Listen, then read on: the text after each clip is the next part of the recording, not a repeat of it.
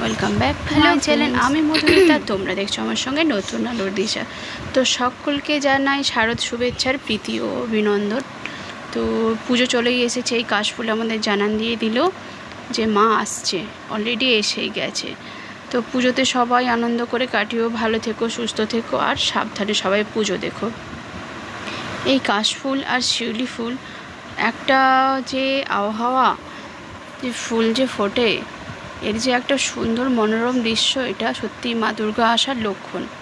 তো চলো ভিডিওটা দেখতে থাকো, আর ভালো লাগলে একটা অবশ্যই লাইক করে দিও আর একটা ছোট্ট কমেন্ট করো, দেখতে মানে ভালো লাগবে।